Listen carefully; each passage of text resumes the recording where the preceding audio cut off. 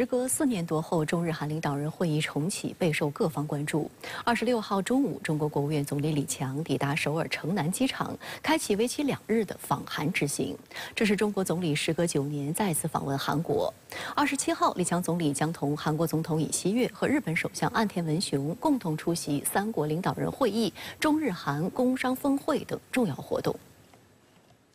当地时间26号中午，国务院总理李强乘坐包机抵达首尔成南机场，韩国政府高级官员和中国驻韩国大使邢海明等到机场迎接。当天下午，李强在首尔会见韩国总统尹锡悦。李强表示，建交30多年来，中韩坚持相互尊重、开放包容、互利共赢，双边关系发展迅速，经贸合作成果丰硕。希望韩方同中方一道，把握两国友好互信的大方向，尊重彼此核心利益和重大关切，加强务实合作，推动中韩关系向好发展，走稳走实。中方愿意同韩方一道继续努力，坚持做彼此信赖的友邻。 相互成就的伙伴，我们也希望这次会议能够取得积极的成果，为推动双方面的合作和地区发展做出我们应有的贡献。 李强指出，中韩产业链、供应链深度互嵌，经贸合作基础扎实，潜力巨大。双方要携手开拓新领域，拓宽合作面，共同抢抓更多发展机遇，抵制把经贸问题泛政治化、泛安全化，维护两国和全球产业链、供应链稳定畅通。 中方愿同韩方在务实平衡基础上，加快推进中韩自贸协定第2阶段谈判，深入推进中韩长春国际合作示范区建设，加强高端制造、新能源、人工智能、生物医药等领域合作。 中国将进一步扩大市场准入，加强外商投资服务保障，持续营造市场化、法治化、国际化一流营商环境，欢迎更多韩国企业来华投资兴业。双方要活跃开展地方教育、体育、媒体、青少年等交流，持续增进民众相互理解和友谊。 中方愿同韩方加强多边领域沟通协调，共促地区和世界和平发展。尹锡悦表示，韩方坚持一个中国原则，将一如既往坚定致力于发展韩中关系，愿同中方加强对话合作，拓展共同利益，推动韩中关系进一步发展。 中韩双方还同意适时举行外交部门高级别战略对话、副部级外交安全2+2对话，适时启动中韩1.5轨对话交流机制，加快推进中韩自贸协定第2阶段谈判，发挥好经济部长会议和产业投资合作、产供链合作、出口管制对话等沟通机制作用，重启中韩人文交流促进委员会和青年交流，进一步为两国人员往来提供便利。现在确实中韩关系的经济合作处于一个比较关键的时期，一个是呢，我们的双边贸易额实际上现在是下降的这样的一个态势，所以呢，双方为了这个进一步的扩大，或者说进一步的稳定和扩大双边的这个贸易还是要做大量的这样的一些具体的工作。另外，在社会人文交流这方面呢，我想双方也会进一步的增进两国国民之间的这种相互友好的这种情感，来促进双边关系稳定发展。 中韩自贸协定自2015年签署以来，已先后8次进行关税削减，协定项下享惠进出口均大幅提升，拉动中韩双边贸易投资显著增长。中韩此前已启动第2阶段谈判，以负面清单模式开展高水平服务贸易和投资自由化磋商。迄今，双方已举行9轮正式谈判，取得实质性进展。 26号下午，李强还在首尔会见了韩国三星集团会长李在镕。 李强表示，经贸合作是中韩关系的压舱石，中韩产业链、供应链深度互嵌，已经形成你中有我、我中有你的利益共同体。三星对华合作是中韩两国互利共赢、合作发展的一个生动缩影。希望两国企业深挖高端制造、数字经济、人工智能等新兴领域合作潜力，推动中韩经贸合作不断提质升级，更好实现合作共赢。中国大市场将始终向外资企业敞开，欢迎三星等韩国企业继续扩大对华投资合作。李在镕感谢中国政府为三星在华生产经营提供的大力支持，表示三星将坚持在华发展，致力于做中国人民喜爱的企业，继续为韩中互利合作做出自己的贡献。外界注意到，一段时间以来，美国不断施压盟友在芯片领域一同对中国进行无理打压，早已令全球产业链和行业人士叫苦不迭，其中就包括多家韩国企业。韩国日报评论说，为了对付在高科技领域猛烈追赶的中国，美国提出了与盟友一起将中国排除在主要供应链之外的战略，立足中国市场，做大做强的韩国半导体和汽车企业被迫在美国还是中国之间做出选择。我的身体太重了，不能离开中国。韩媒称，这句话形象描述了韩国企业的心态。对于美国要求韩国对华实施半导体技术出口管制，中国外交部发言人汪文斌此前在例行记者会上表示，国与国之间开展贸易科技合作，应当有利于维护全球产供链稳定畅通。希望韩方做出正确判断，共同抵制将经济问题泛政治化、泛安全化的行径。韩民族日报近期就发表评论文章指出，随着美中战略竞争的加剧，中国与美国盟友韩国的关系面临不少困难和挑战。尹锡悦至少要与中国保持最起码的平衡。除了与尹锡悦会面外，抵达当天，李强还在首尔会见了日本首相岸田文雄。李强表示，去年11月，习近平主席同首相先生在旧金山举行会晤，并达成重要共识，重新确认全面推进两国战略互惠关系，为双边关系发展提供了重要政治引领。希望日方重信守诺，妥善处理历史、台湾等问题，与中方一道相向而行，构建契合新时代要求的建设性、稳定的中日关系。福岛核污染水排海问题事关全人类健康，希望日方切实履行自身责任和义务。岸田文雄表示，建设性稳定的日中关系不仅有利于两国，也有利于世界。日方愿同中方保持和加强两国合作良好势头，全面推进日中战略互惠关系。双方同意加强各层级对话沟通，适时召开新一轮中日经济高层对话、高级别人文交流磋商机制会议。多家日韩媒体对于此次中日韩领导人会晤颇为关注。韩国朝鲜日报网站报道称，这次中日韩领导人会议是在中美博弈加剧的背景下举行的。韩国总统室相关人士表示，当前中日韩关系出现僵化，在这种情况下，各方一致认为应该活跃交流。韩联社则援引韩国国立外交院院长朴哲熙的话称，这次会议将成为三国恢复互信、加强合作的重要里程碑，并为缓解紧张局势、巩固三边和双边关系奠定基础。对于本次三国领导人会议，日本时报网站则称，在围绕经济和安全问题的摩擦不断加剧的背景下，这是一个管控紧张的机会。近段时间以来，美国不断拉拢日韩两国，意图拼凑小圈子，鼓动阵营对抗。去年8月，美国总统拜登邀请韩国总统尹锡悦和日本首相岸田文雄到其度假地戴维营举行会谈，内容涉及军事、科技、经济等多领域。尽管各方矢口否认此举是美日韩企图打造亚洲新北约的重要步骤，但从定期联合军演、磋商机制、情报共享、协调应对等内容来看，其合作深度甚至超过了美国主导的奥库斯和美日印澳四方安全对话机制。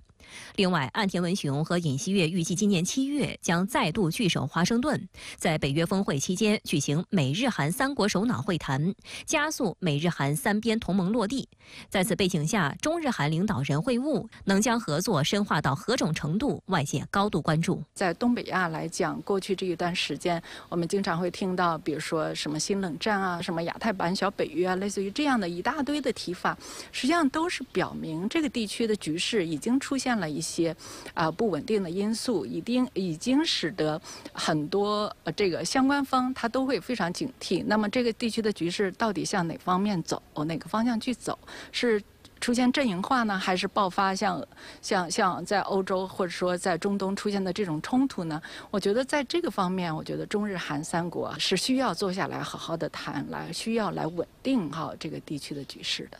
尹锡悦26号也与到访的日本首相岸田文雄举行了会谈。据韩联社报道，这是韩日领导人继去年11月16号在亚太经合组织领导人会议之后，时隔6个月再次会面，也是岸田文雄时隔1年再次访韩。根据韩联社通稿，双方均提到希望两国今后基于首脑之间的互信，保持穿梭外交。分析认为，在中美对抗的夹缝中，韩国显得矛盾又尴尬。一方面，韩国想和中朝朝俄搞好关系，不希望半岛爆发局部战争。可是另一方面，韩国又积极配合美国的恶化战略，让地区局势更加紧张。现在又转求与日本交好，让韩国民众感到不满。在社交媒体平台上，很大一部分韩国网友认为，日韩深度绑定很可能会引火上身，激起亚太各国的强烈反弹。还有一些韩国网友表现出失望，认为大韩民国怎么会走到这一步？为了保全自身，竟然要和日本合作，还要与俄罗斯交恶。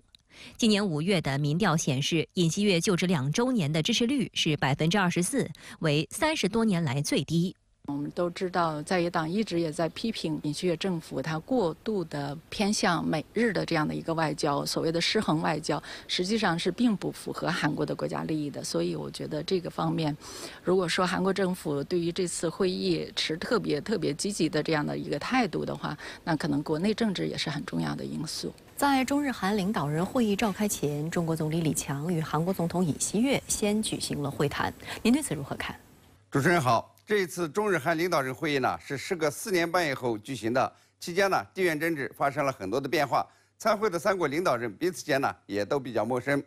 中国总理李强和韩国总统尹锡悦会面，虽然不是第一次，去年东盟系列会议上呢见过面，但是在韩国接待中国总理，这也是第一次。也可以说呢，李强总理和尹锡悦总统今天的会见是为中日韩领导人会议定调。我们从会谈的内容看，可以看出中韩关系的一些走向。第一呢，在韩国较大幅度的向美日倾斜的背景下，中方认为中韩呢需要调整策略，把握2国友好互信的大方向，尊重彼此核心利益和重大关切，坚定做相互成就的伙伴。这呢是对中韩关系今后发展方向的一种愿景。二是中韩产业链、供应链深度互沁，这个经贸合作的潜力巨大，双方呢要携手开拓新领域，扩展合作面，共同抢抓更多的发展机遇。李强总理指出，要抵制把经贸问题泛政治化、泛安全化，这呢是对韩国加入美国主导的所谓芯片联盟提出的委婉的批评，希望韩国纠错，要看到中国进一步开放的市场，在高端制造、新能源、人工智能、生物医药等领域呢要加强合作，并且呢加快推进这个中韩自贸协定第2阶段谈判。3呢是台湾问题，韩国总统尹锡悦说这个韩方呢坚持一个中国原则，这一立场没有改变，将一如既往的坚定致力于发展韩中关系。尹锡悦呢去年妄自把台湾问题说成是一个所谓全球性问题，韩国呢要和国际社会站在一起，反对中国武力改变现状，受到了中国的严厉批评。现在呢，尹锡悦似乎收回了过去的一些主张，在台湾问题上呢显得比较谨慎，这呢或许与中国刚举行的围台军演有关。韩国知道中国内政是不许他国干涉和说三道四的。4呢是中韩同意实时举行外交部门高级别的战略对话，副部级外交安全2+2对话，实时启动中韩1.5规对话交流机制。也就是说呢，中韩领导人的这次会谈基本上是做到了中韩关系止跌企稳，今后呢是如何向好的问题。中国呢是韩国的第1大贸易伙伴，2国呢必须在经贸关系和安全问题上找到均衡点。那这一次中日韩领导人会议被外界看作是日韩试图稳定与中国关系的努力，您对此如何看呢？将会取得哪些成果？这种看法呢是有道理的。日韩呢是要努力稳定与中国的关系，但是日韩呢必须反思，中日韩相对稳定的关系是谁打破的？究竟呢该由谁来负责？过去几年，在美国小渊高墙的怂恿下，日韩呢站错了队，主动投靠美国，破坏了中日韩相对稳定的经贸关系，损害了东亚地区的合作共赢。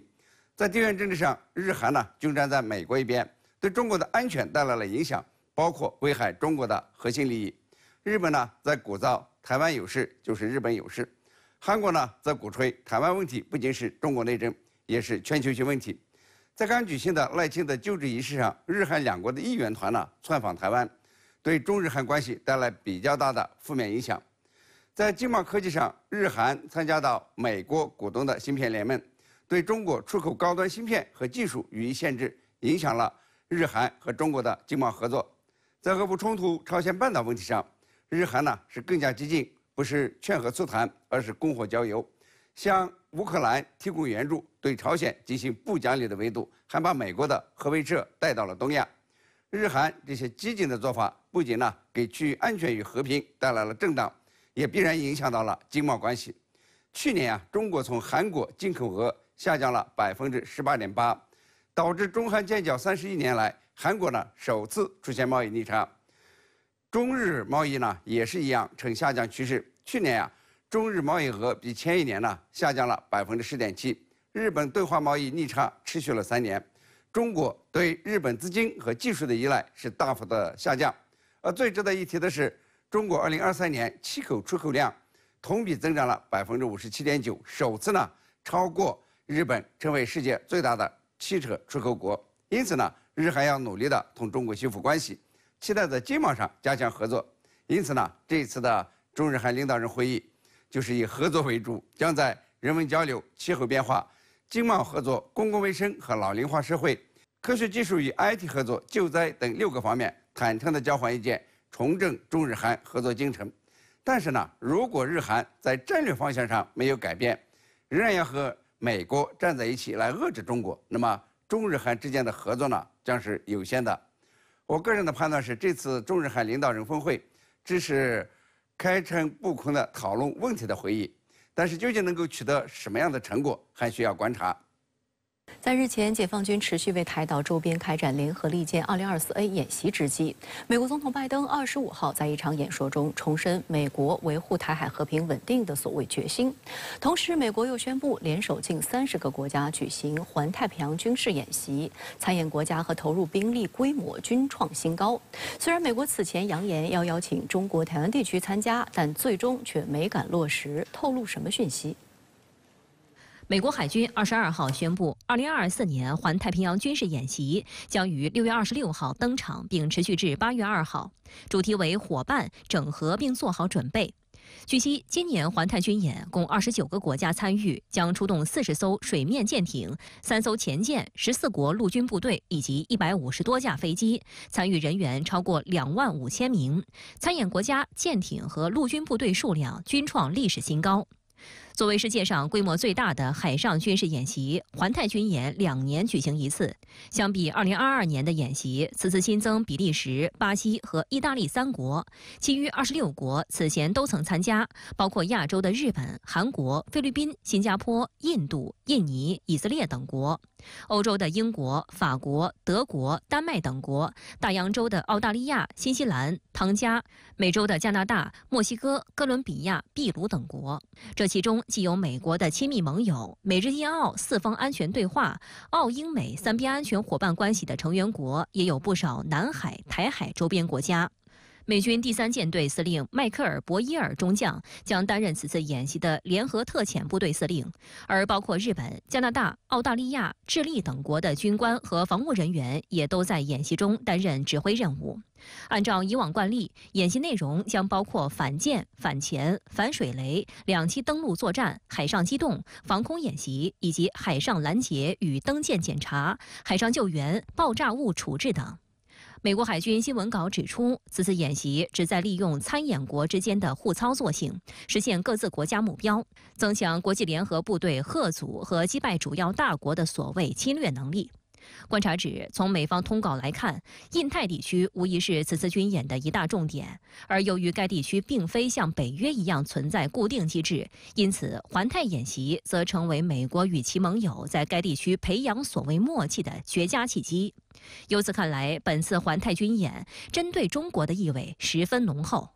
值得一提的是，民进党当局虽多次表明意愿，希望参与军演，最终仍被排除在外。曾任美国海军战争学院教授的戈德斯坦对美媒分析，当前中美在台海、南海等地区博弈日趋激烈，适逢美国大选年，美国也不愿看到台湾方面产生错误解读，让台当局对美军所谓协防衍生过度期待。此外，若真邀请台湾方面加入环太军演，也会令其他参与国十分为难。值得警惕的是，就在宣布今年环太军演消息后，美国随即联合日本于24号，也就是解放军开展围岛演训的同一天，也宣布将在6月开展名为“英勇之盾”的联合演习。日本防卫省透露，此次英勇之盾军演时间为6月7号至18号，自卫队将有约4000人参加。美军与日本陆海空自卫队将使用日本国内9个都道县的设施开展各种训练。日本防卫相木原人表示，参加演习并加强日美同盟的威慑力和应对能力，努力扩大与志同道合国家的伙伴关系，对日本至关重要。英勇之盾系列演习是美国2年1次的实地训练演习，重点在多域环境中进行跨军种、跨地域的联合训练，强化太平洋地区各军兵种联合作战能力，是美军在印太地区规模最大、实战化程度最高的多军种演练。该演习在2006年首次开展，今年为第10届。从往届情况来看，英勇之盾演习完全由美军部队参与，今年首次有外国军队加入。同时，美国在印太地区拼凑排他性小圈子，拉拢菲律宾、澳大利亚等国的做法也日益明显。本月初，美日澳3国防长在夏威夷举行3方会谈，签署了推进先进技术领域合作的协议，并商定将在今后2年进行 F-35联合训练。而就在上个月，美国与菲律宾刚举行了2024年度肩并肩联合军演，动员超1.6万人，打破了历史规模。此外，参演国也进行了扩容，除美菲人员外，还包括大约150名澳大利亚军事人员和100名法国海军人员，以及包括日本、印度在内的14个国家派观察员参与军演。美国近年来顽固推进其大国竞争战略，不断强化美日美澳等军事同盟，不断挑动地区局势升级。这些例行性的隔年军演以及其他年度性军演，实际上是美国多年来精心策划的对抗性演习，必然会对西太地区的和平与稳定构成十分严重的威胁，同时也必然会极大地影响世界局势。在解放军举行围台军演之际，美国宣布将在6月举行环太2024军演，据悉演习阵容将比以往历届都要强大。那么，对于美军此时宣布将举行环太军演的用意，您是如何看？好的，梅西，2年1届的环太军演又来了。东道主美国人会为每一届环太军演设定一个响亮的 slogan， 今年的口号是“伙伴整合并做好准备”。你细品一下这个口径，为谁整合，又是为何做好准备呢？是不是颇有些针锋相对的感觉了？本届环太军演的参演阵容创下历年之最，共有29个国家派出海空兵力参演，其中甚至还包含了像英国、法国、德国、比利时、意大利、荷兰、以色列等域外国家。看看地图就明白，这些国家的核心利益根本就不在太平洋这个方向上，个别带有前殖民地色彩的岛屿根本就上不得台面。那么好了，他们为何还是派出兵力参加环太军演呢？因为他们都是美国的军事盟友。说得更直白些，将所谓印太地区北约化，并不是一句空话大话，美国是扎扎实实在推进的。环太军演作为全球范围内规模最大、时间最长、科目最多的海空兵力演习，应该可以视为美国海上霸权的重要展示舞台。环太军演在收尾阶段总会安排一个全体参演兵力列阵编队航行的大航拍环节，谁家的军舰走在最前面呢？当然就是东道主美国海军的核动力航空母舰了。要说宣传，美国人可历来是不惜重金的，声势浩大，有板有眼。那么环太军演到底在演什么呢？冷战时期，环太军演1年1次，虽然说是海上反恐，但是你想在太平洋哪个角落能找到这么一群强大的海盗，能让这些国家出动那么庞大的舰队去清剿呢？当然，针对的是苏联呢。苏联解体之后，环太军演变成了2年1届，一度也面临着所谓无敌最是寂寞的窘境，找不到对手了。可是随着某个东方大国的崛起，美国人眼前一亮，就你了，中国。我曾跟随中国海军舰艇编队全程参加环太2016的军演，我详细阅读了那一次演习的导演部的作战响定方案。我跟美军的新闻官开玩笑称，方案里的这个假想敌真强大，居然能让中美2个太平洋域内的大国携起手来，该不会是外星人吧？当时演习方案里的假想敌是一个名叫格里芬的太平洋岛国，它发生了军事政变，并且对周边国家发起了军事威胁。环太联军的目标就是围堵这个岛国，争夺制海权、制空权，然后以2栖登陆的方式军事介入。我想，环太军演这一眨眼过去了那么多届，他的方案几经修改，假想敌的名字换了一个是又一个，但他要模拟的场景都不会是凭空想象，它可能是中日之间围绕东海岛屿的争夺，也可以是中非之间在南海相关海域的冲突，当然也可能是台海局势发生的惊涛骇浪。但是这个假想敌一定会是中国吗？我想恐怕也并不一定。毕竟环太军演的诸多参演国家与中国的外交关系都很不错，他们或许可以在美军的指挥下，在一场演习中进攻一个名叫所谓格里芬的虚拟国家，但却很难在一场真正的战争中登上美国驶向中国的战车。美国固然是想要通过一次次演习将这些国家绑定在一起，可是美国终究没能回答一个终极拷问，那就是与中国开战，大家又能讨到什么好处呢？值此敏感时刻，五角大楼24号宣布，美国国防部长奥斯汀将在下周访问新加坡，并将于出席香格里拉对话会期间与中国军事高层举行面对面会晤。分析认为，当前形势下，中美举行军事对话既有必要性，也有紧迫性，将有助于双方划清不可逾越的红线。近期美国在对华政策的言行之中，的确有较多的破坏性，而且美国的军方在涉华表态中，尤其烘托和强调竞争对抗的一面，这的确对中美总体军队关系的改善是不利的。我们还是强调在中美关系处在关键转折的时候，包括军队在内的各领域都应当负责任地去处理彼此之间的关系，推动彼此关系沿着可控、稳定、建设性方向发展，同时确保中美军事领域中间的合作和互信逐渐能够累积出一种成果出来。本届环太军演前夕，一度传来消息称，美军正考虑邀请台湾方面参演，但最终却无疾而终。那您是如何来看美方的这种小动作？6月将近，随着香格里拉对话会在望，中美防长的面对面会晤也正在提上议程。那您对此如何展望？每届环太军演前夕都会有一些杂音传来，比如说美军正在考虑邀请台湾军方参演，尤其是这几年，这些烟雾弹你看得多了，也就见怪不怪了。美国人非常善于无事生非、无风起浪，一些在我们看来是政治底线的事情，他们偏要拿出来试探一下虽然最终往往都是唾面自干，全当自己没有说过。台湾问题终究是中国的内政，台湾不是一个国家，更无法让军舰悬挂所谓国旗去参加以国家实体为单位的环太军演。邀请台湾方面参加环太军演将会是一个非常离谱的政治举动。在我看来，它影响的不仅仅是中美两国的军事互信，更是直接撞击两国的政治互信、战略互信。如果美国在将来的某个时刻真的迈出了这一步，那我们几乎可以断定，美国方面不想好好过日子了。又要到6月了，1年1度的香格里拉对话会将在新加坡拉开帷幕。外界当然最关注的是中美两个军事大国能否实现对话。两国防长如果仅仅是在欢迎晚宴上匆匆握个手，道一声你好，恐怕并不能真正缓解域内国家的战略焦虑情绪。是神仙打架遭殃的总是凡人。区域内许多国家对中美两个军事巨人在东海、台海、南海方向上的对峙越发剧烈，难免会有一种这锅汤快要沸出来的担忧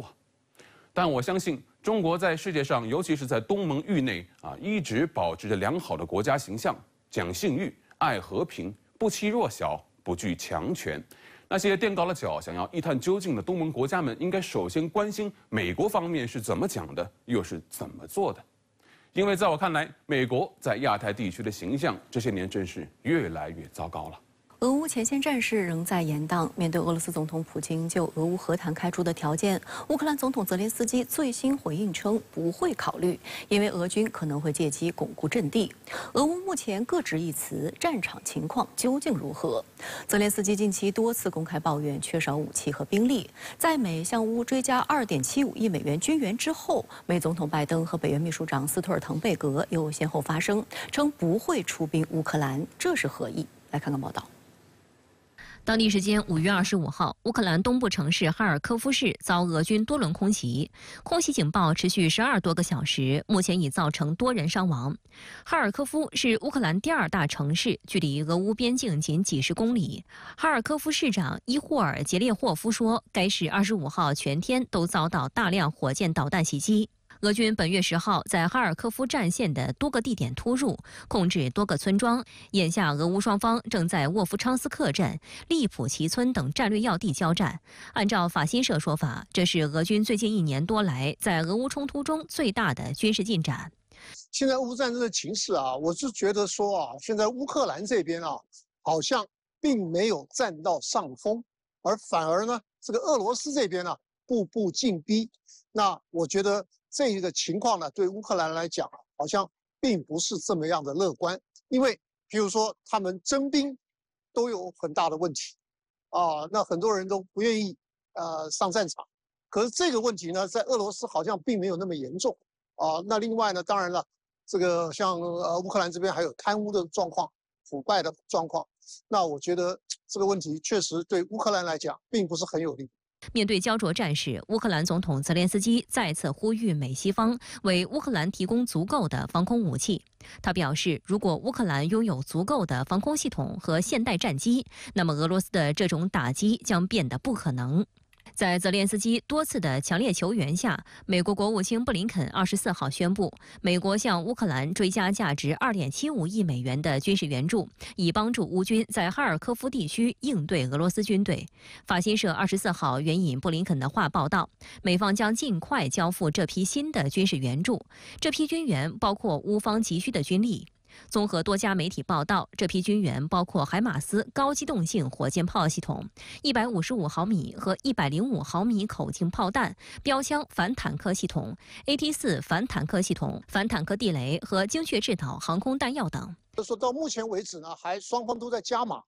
意思就是说，美方呢，他一直在加码生产很多的传统的武器，因为原本呢，他们的这些生产线啊，多半都已经收起来了。那可是呢，现在呢又有需求，所以说他们重新要把这个生产线呢再打开。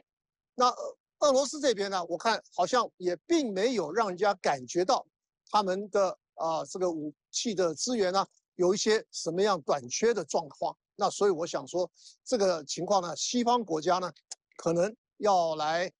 真正的要解决这个问题的话呢，可能还是要用谈判的方法。值得注意的是，宣布加码军援的第2天，美总统拜登25号在西点军校毕业典礼致辞时明确表示，不会出兵乌克兰，称决心让美国士兵远离乌克兰战场。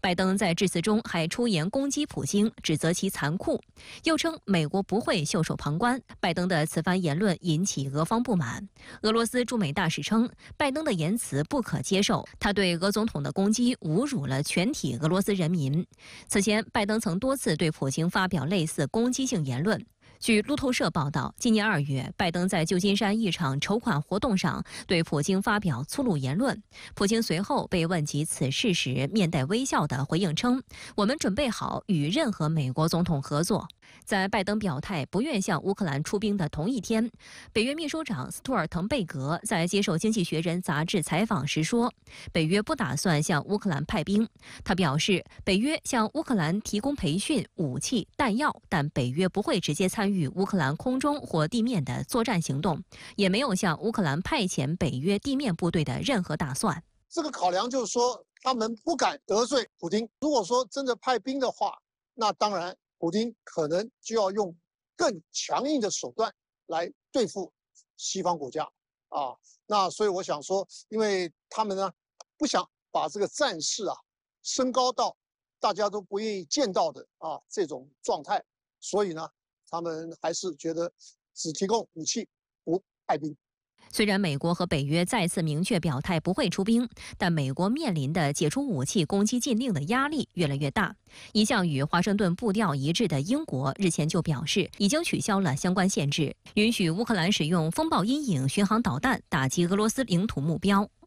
此外，法国总统马克龙也多次表示，在向乌克兰派遣西方军队的问题上，不应排除任何可能性。爱沙尼亚、立陶宛等国也对马克龙的表态予以支持。同为北约国家的德国，则在谨慎地防止俄乌局势进一步升级。德国总理舒尔茨24号明确表示，乌克兰数月来一直要求提供远程金牛座巡航导弹，但德国拒绝提供，因为这种射程达500公里的武器可能会引发北约与俄罗斯直接对抗。他有责任防止战争升级。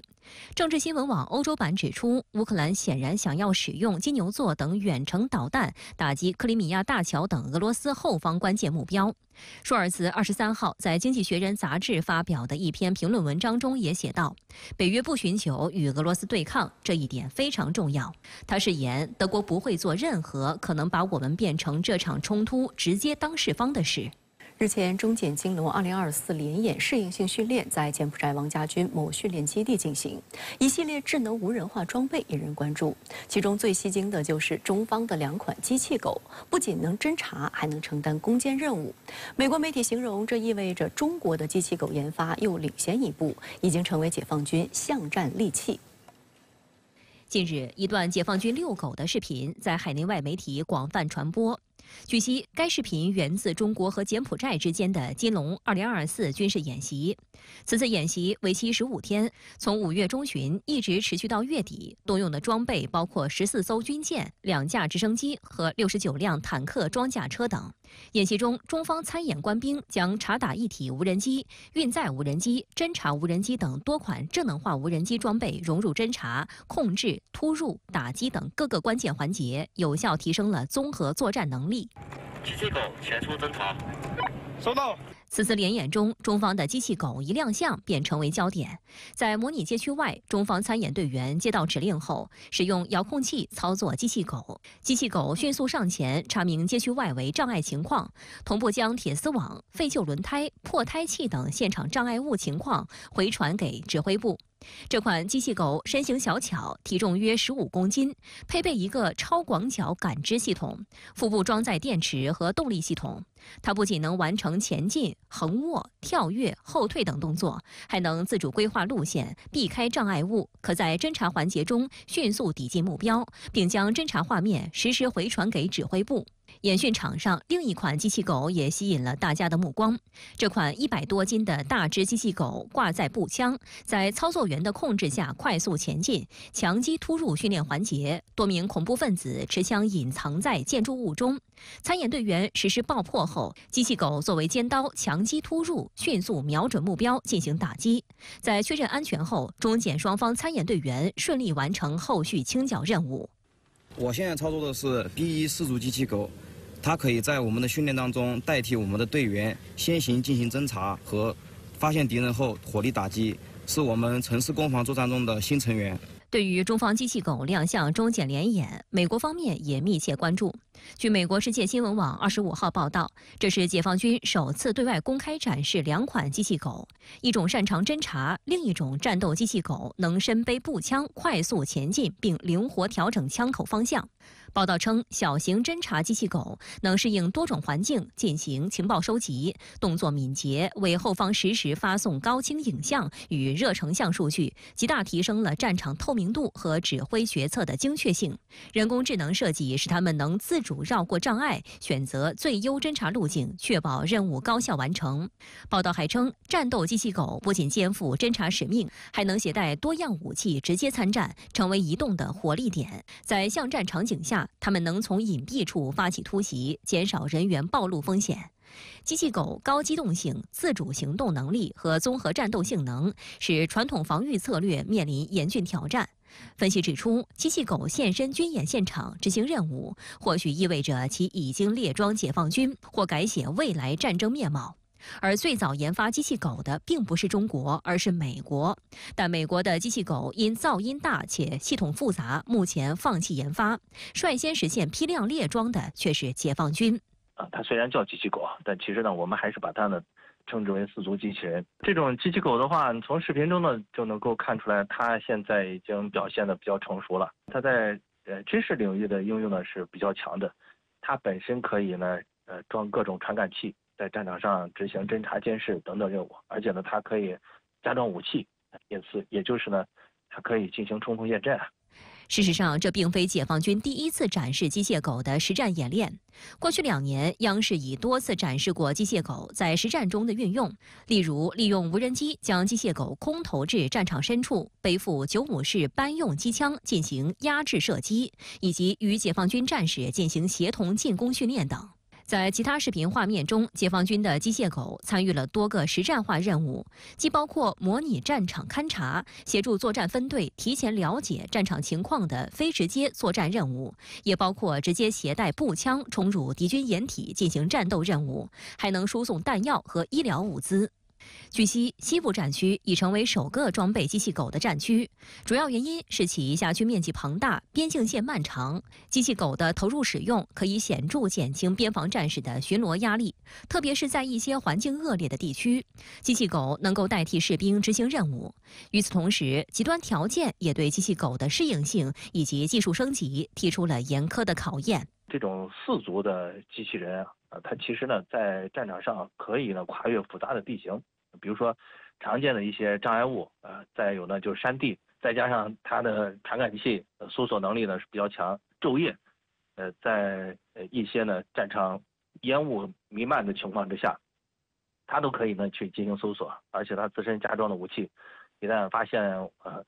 目标之后那由人呢可以控制武器呢去进行射击，它的自主性呢是很强的。机器狗的崛起标志着军事技术的新一轮革命，其优越的机动性、作战能力以及多武器搭载的特点，使其成为未来战争中的重要一员。因此，世界上主要军事强国目前都在探索机器狗的使用方式。过去几十年中，美国在机器人领域一直处于领先地位，但是随着中国科研人员的不断努力和创新，这个局面正在逐渐改变。我们现在发展的情况呢，其实已经处于了世界第一梯队了。无人装备方面，美国呢一是底蕴比较深厚，它研制的时间呢比较早。可以说，世界上在无人机、无人艇还有无人潜航器以及呢地面的这些无人装备方面，美国呢都是走在世界最前列它也一直呢在这方面投入的力量很大。那么中国无人装备呢近些年发展速度特别快也就是说我们在加速度的这种发展程度上边，实际上是要超过美国的。目前所能够看到的这些无人装备的种类，我们可以说呢，美国有什么，我们现在也有什么，已经没有什么任何的代差了。英国首相苏纳克22号突然宣布，将于7月4号提前举行大选，这比外界预期的早了几个月，被英媒视作苏纳克的一场政治豪赌。而随着大选临近，英国在安全议题和涉华议题上也日益活跃，这又是否将影响英国大选之后的对华政策？来看看报道。Earlier today, I spoke with His Majesty the King to request the dissolution of Parliament. The King has granted this request.And we will have a general election on the 4th of July. 苏纳克宣布消息时，表情凝重，肩膀被雨水湿透，声音几乎被唐宁街大门外抗议者的高音喇叭淹没。他还表示，将在接下来的几周中向选民们证明，保守党政府能够维护英国的经济稳定。目前，苏纳克已获得国王解散议会的许可。按计划，5月30号后，现任议会将正式解散，政府阁员将继续履职，直到新政府成立。英国工党领袖斯塔默当天发表声明直言，提前大选将给国家一个机会，结束保守党执政下的混乱。That opportunity for change is what this election is about. Well, I'm just hoping the government's held accountable for the past however many years of kind of mismanagement, everything that's gone wrong.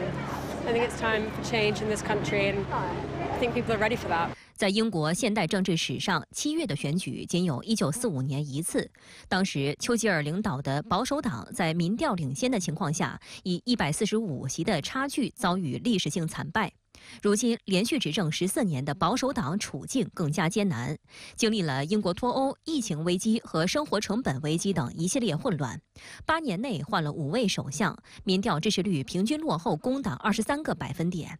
苏纳克的这一举动被外界视为执政党保守党的一场政治豪赌。然而，这场豪赌却使得保守党内部士气遭重挫。据英媒报道，目前大约已有60名保守党议员宣布不再竞选连任。原因是担心剩下的6周时间不足以说服选民支持他们。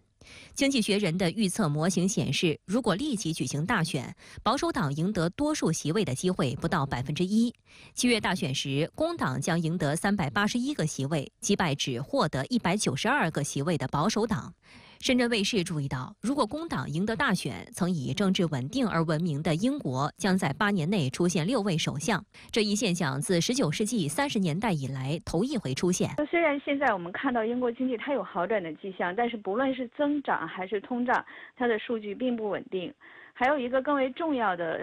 情况是，包括国际货币基金组织 IMF 都给英国的政府提出了警告，就是说英国政府它很难继续收紧它的财政政策，也就是说在税收和财政政策上，在未来的秋季预算中，保守党政府需要更加的慎重。这样的话，苏纳克政府如果持续到那样的一个时间，它在经济上依然是有不确定性的。随着英国大选的临近，英国在安全议题和涉华议题上也日益活跃。苏纳克在22号唐宁街的讲话中继续渲染中国威胁，将中国科技产业的高速发展渲染成破坏英国稳定的因素。实际上，通过抹黑中国高科技发展来获取政治资本，已成为一些英国政客的惯用伎俩。今年4月，英国副首相道登在英国皇家战略研究所发布演讲时，就蔑称中国搞所谓经济胁迫，呼吁英国仿效美国推出加强高科技出口管制的措施。中国驻英国大使馆发言人当时回应表示，这纯属无中生有，无比荒唐。有长期研究英国的学者观察指出，自英国前首相卡梅伦下台以来，他所代表的亲华派力量减弱。英国强调其价值观的独特性，导致对外界包括对中国有很强的提防心理。此外，英国目前面临经济增长缓慢、通货膨胀和社会罢工等问题，影响了保守党的政治表现和公众支持。尽管苏纳克政府试图通过对华强硬刺激选票，但这种策略的效果可能有限。我们可以看到这个情况主要是基于它自身的不稳定，然后它在这样的情况下，为了转嫁危机，甚至可以说是转移矛盾，更多的强调所谓的中国威胁。但是我们也可以看到，这么多年，英国政府在这方面在对华政策上越来越强调所谓的安全威胁，越来越强调中国威胁，并没有随之而带来，比如说保守党政府支持率的提升，英国国家的更加的稳定。所以说，我们通过这几年的表现，我们应该是可以认为，他这样的一个政策对他的竞选是无效的。5月23号至24号，2024文化强国建设高峰论坛在深圳成功举办，汇聚了众多文化名家，共同为推动中国文化繁荣发展建言献策。在论坛结束后，北京奥运吉祥物福娃设计者、著名艺术家、清华大学文科资深教授韩美林接受深圳卫视记者黄蓉的专访。他表示，文化是展示中华魅力给全世界的绝佳机会。他鼓励年轻人积极投身文化领域，特别是在设计和文化产业方面，在全国范围内起到带头作用。文化是个很好的一个机遇，很好的一个向世界人民展示中华魅力的这么一个很好的舞台。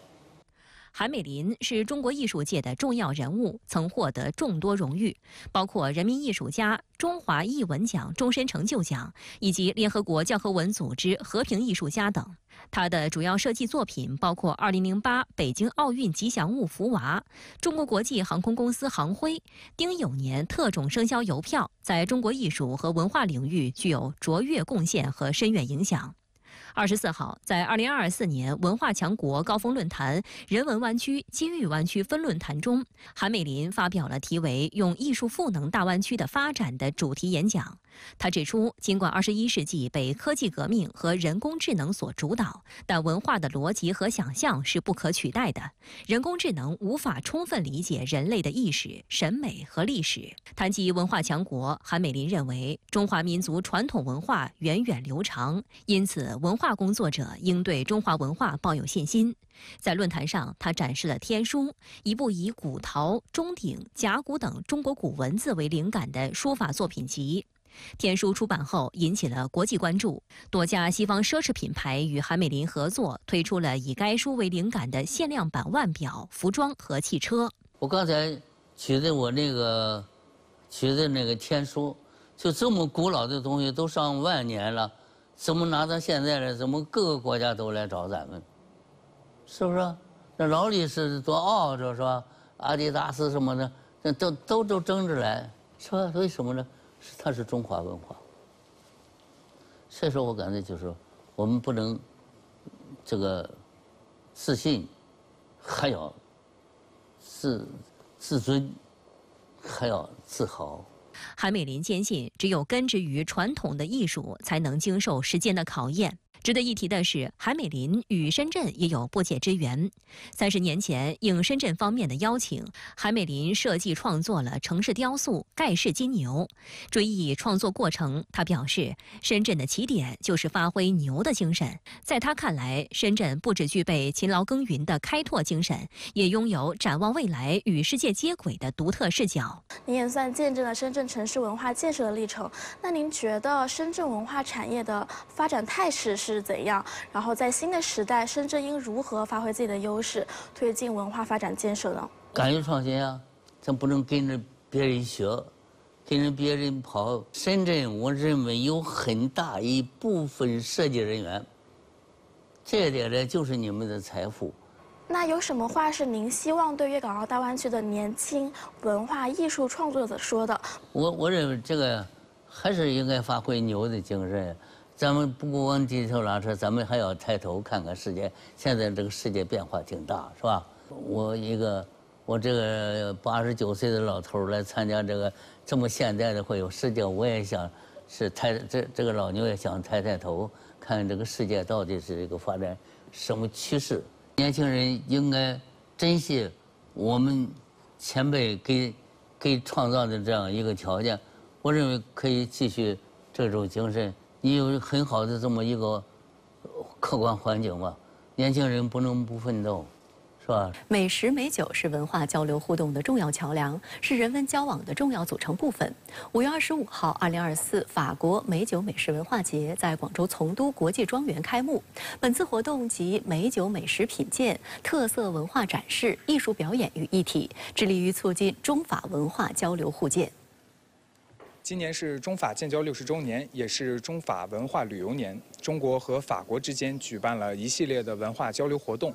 今天，法国的朋友们带着美酒和美食来到了广州从化，展开了一场法兰西风情的味觉盛宴。醇香浓郁的葡萄酒、鲜甜十足的马赛鱼汤、造型典雅的千层酥等一道道美酒佳肴，由百年法国葡萄酒庄与法餐星厨团队联袂呈现。来自中国和法国的艺术家们也带来了精彩的演出，典雅极富东方含蓄之美的古筝、高山流水和热情奔放的法兰西康康舞，也在舞台上完成了文化碰撞。此次2024法国美酒美食文化节旨在促进中国与法国在粤港澳大湾区的人文交流、经贸合作，推动中法关系更深更实发展。中外工商界、文化界等100多位嘉宾共同见证这场美食文化盛宴。联合国教科文组织前总干事伊琳娜·博科娃专门发来视频致辞。À l'occasion du 60e anniversaire des relations diplomatiques entre la Chine et la France, il revêt une signification particulière que vous ayez choisi l'élégant Silver Springs comme lieu de ce festival. Cet événement vise à approfondir les échanges culturels, à favoriser l'amitié et renforcer la coopération. 法国美酒展厅是本次活动的亮点之一，来自法国8个酒庄的70多款优质佳酿，涵盖了法国几乎所有产区，全面展示了法国美酒的丰富性，其中包括来自波尔多顶级酒庄的多款葡萄酒和法国官方作为国礼的知名佳酿。So I'm very proud to be here to celebrate that, and I think it is very important in this 60 years of good relationship